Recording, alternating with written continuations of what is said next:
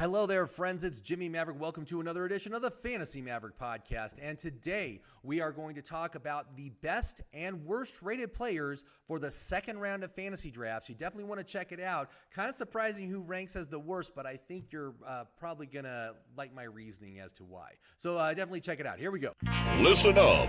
It's time for the Fantasy Maverick podcast, starring the guy who's going to help you win that fantasy championship, Jimmy Maverick.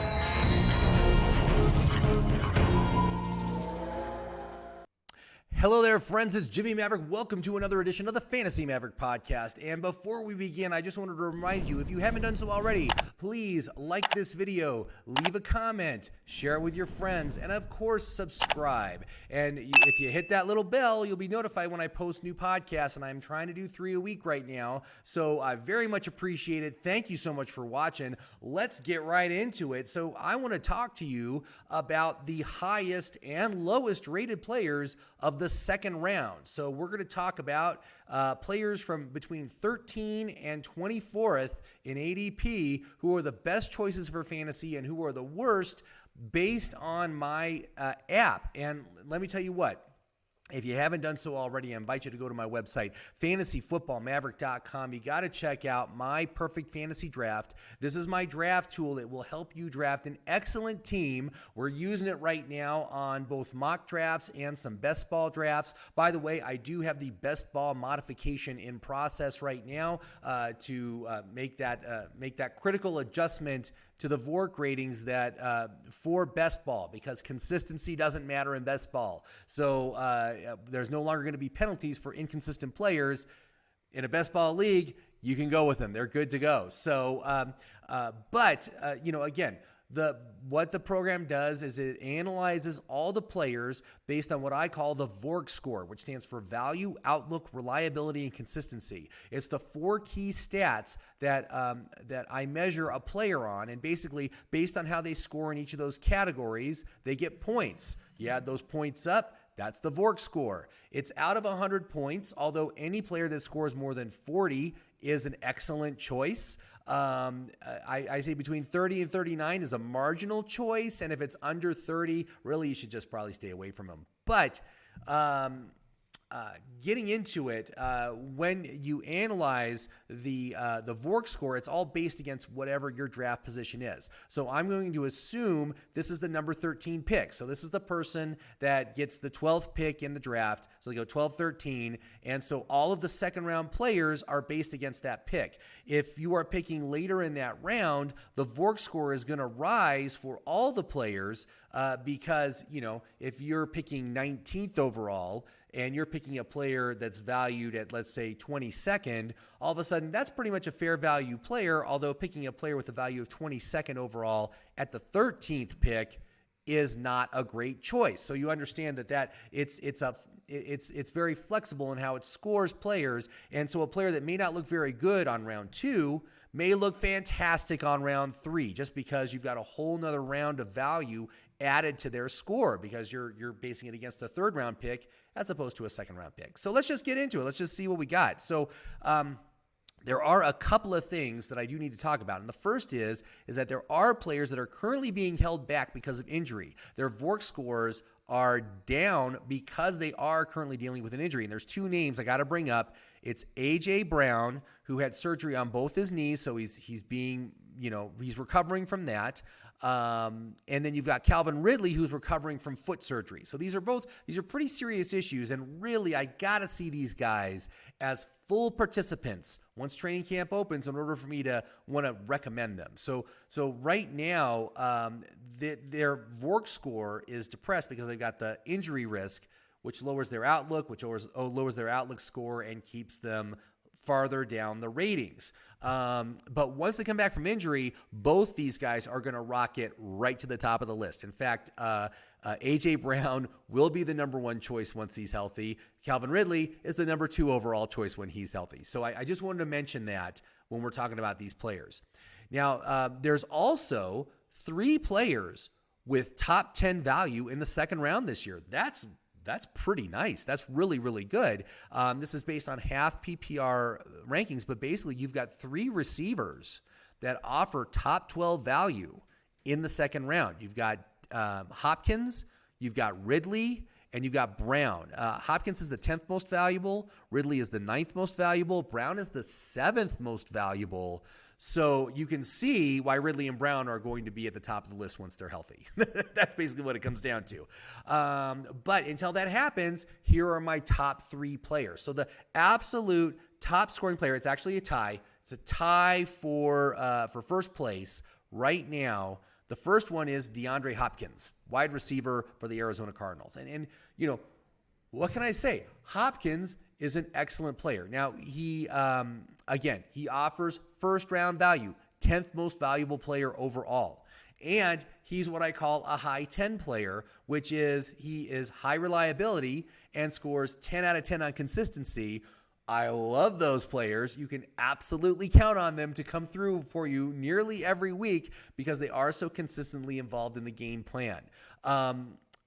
Right now, he only gets 3 stars for his outlook. And it's basically because although there's, he's got nice volume, he's expecting nice volume right now, there's really nothing much else to say. Everything else is kind of as is. You've got Kyler Murray, still has the same coaches, same game plan, again, he scores fantastic. He scores 58 VORC points. Like I said, anything over 40 is good. So he's like 18 over. Fantastic. What a great choice. I love him. And when you're picking, towards the end of the first round, beginning of the second round, you grab one of these super elite wide receivers. They're absolutely worth the pick. And you can always go back in the third round and grab a running back, a really good running back in the third round. If you do that, but I'm open to the idea of just going with a balanced draft, running back in the first round, wide receiver second round, tight end third round, and go with that as your core and then build up from there. But again, Hopkins is great. Now, right with him in the VORC score, rated just as well, is DK Metcalf. Now, DK Metcalf does not score as well on the value. His value rank is 15th overall, so not quite as good as Hopkins, but they're very close to one another. There's not a big difference between the 10th most valuable player and the 15th most valuable player. They're very, very close.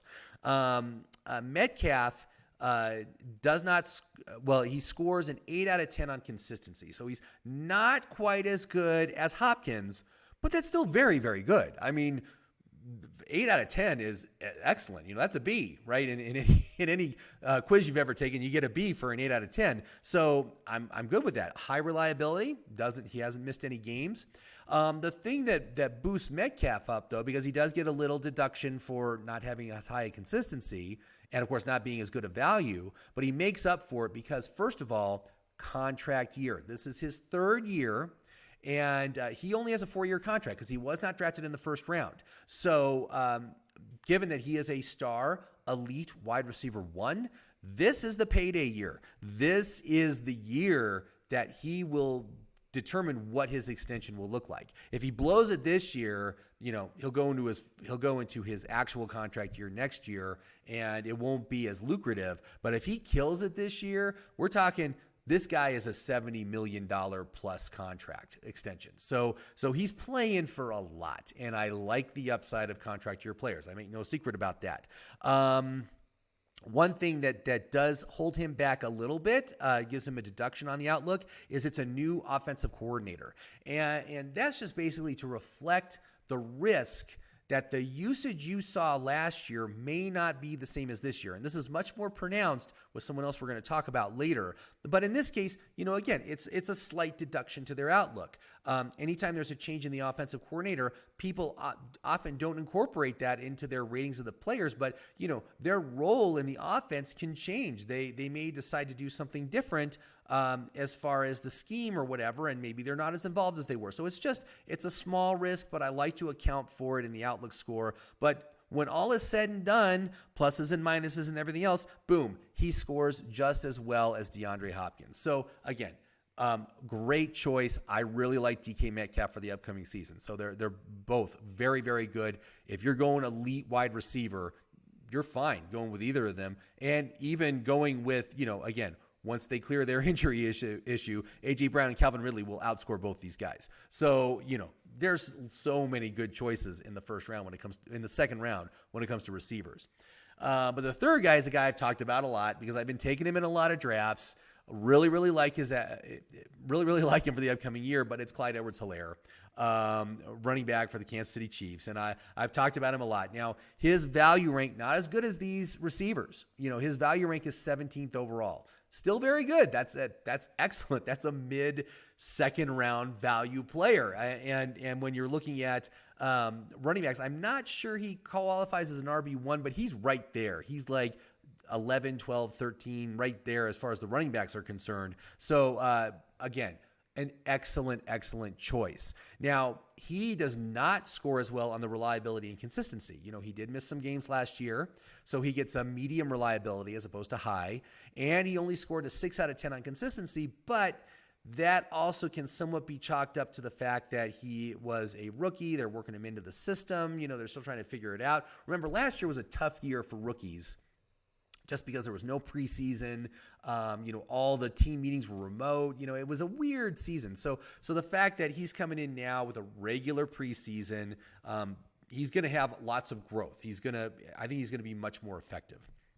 Now, the thing that sets him apart that really scores him well is his outlook. And his outlook is 5 out of 5 stars. So it's as good as you can get, better than Hopkins or Metcalf. And the reason is because, first of all, I have him tagged as a reversion bounce back player. His touchdown total was ridiculously low relative to his volume.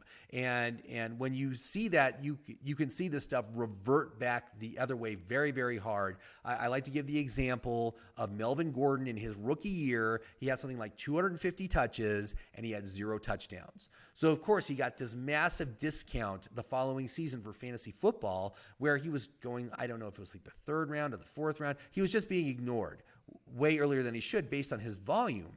And so what does that guy do? But he goes out first game of the season and he scores 2 touchdowns. So, and I can see that that's probably going to happen with CEH, especially with the improvements to the offensive line. They improved the offensive line to protect their $500 million man, Patrick Mahomes. But guess who else is going to benefit? Clyde Edwards-Helaire is going to benefit. So, great offense. He's involved in the passing game. He'll be more effective on the ground, more effective with those goal line rushes, which is where he really struggled. Again, that's an offensive issue. That's an offensive line issue. It's better, so he will be better there.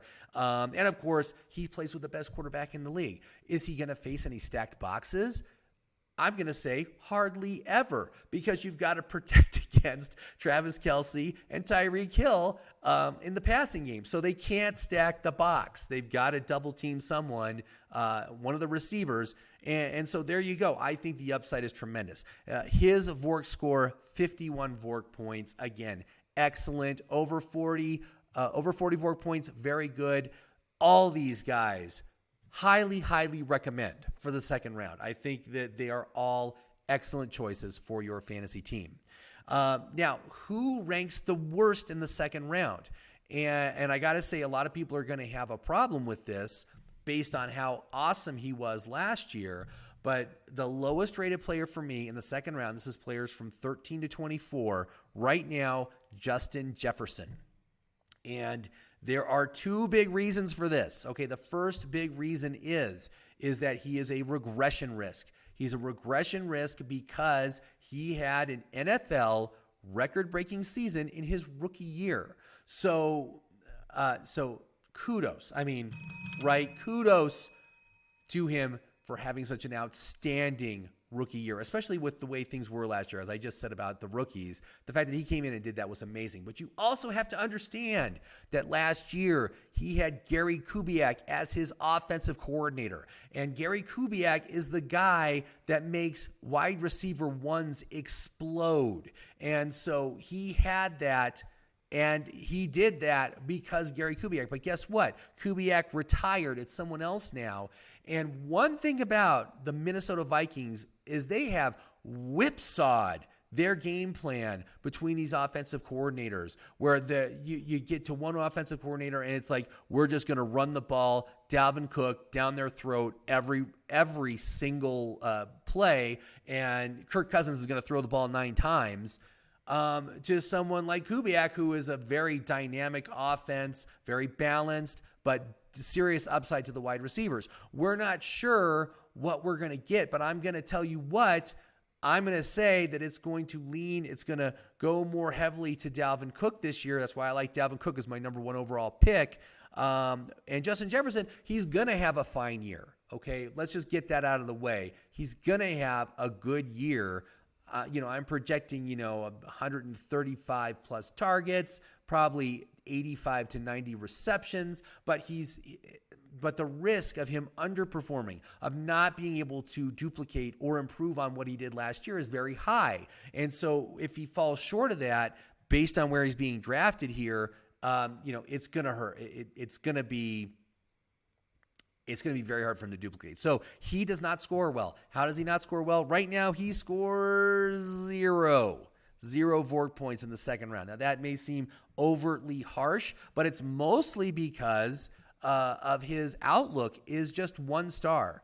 Because of these negatives, the new offensive coordinator and the regression risk basically offset any upside, any positives that he offers in the volume and that aspect. And that's how the app scores these things. When it comes to the outlook, it's like there's positive criteria and there's negative criteria. And right now for him, the negative criteria is way outweighing the positive criteria of the volume of a wide receiver 1.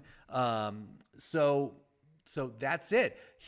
That craters his score, and it takes away all the positives from elsewhere. His volume also, his value is the